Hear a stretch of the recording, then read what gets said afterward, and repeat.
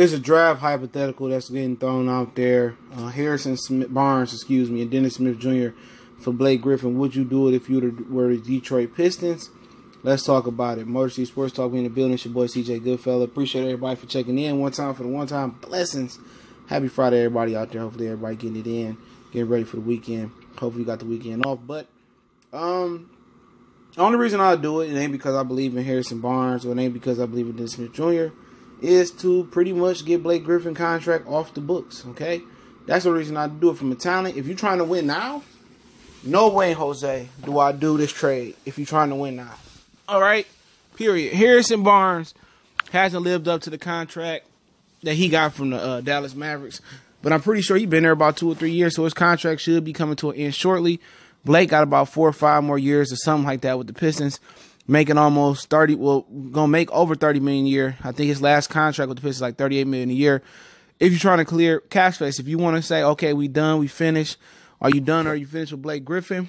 Okay, then.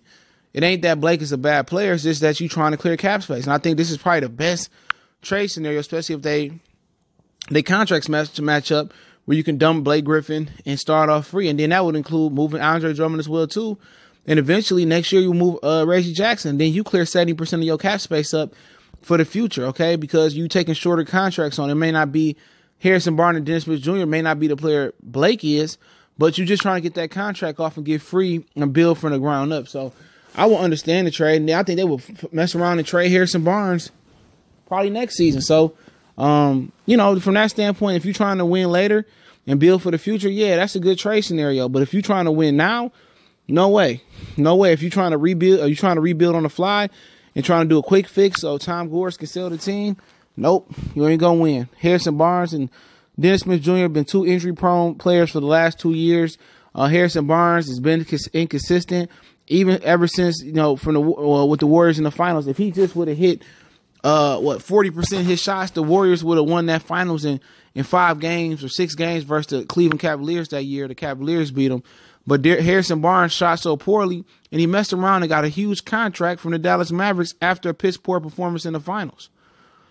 And that just shows you how the NBA works. Now, some of the women was going after Harrison Barnes, saying that, Harrison Barnes is basically a garbage player.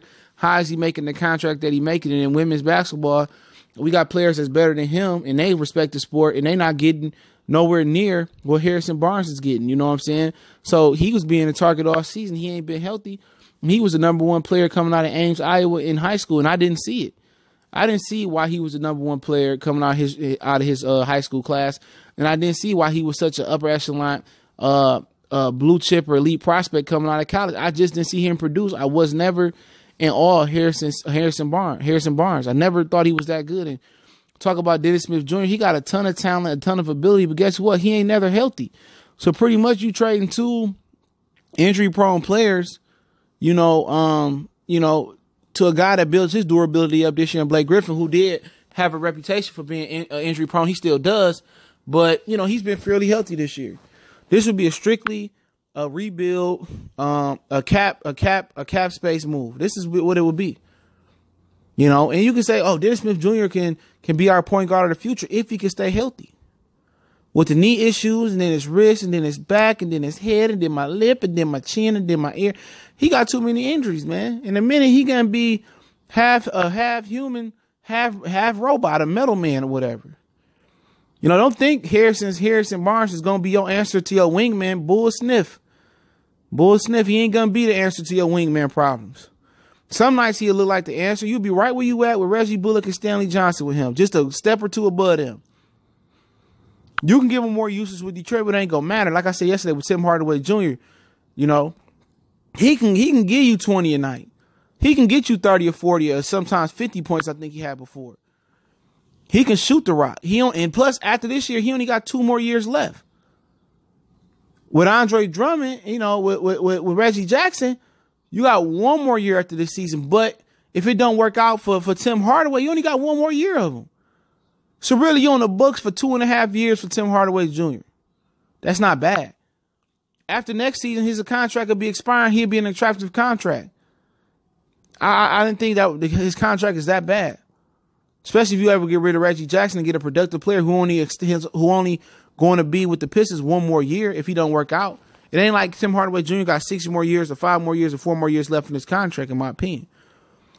You know, but you know, if I'm doing it over again, yeah, I'll do the trade for Harrison Barnes and Dennis Smith Jr.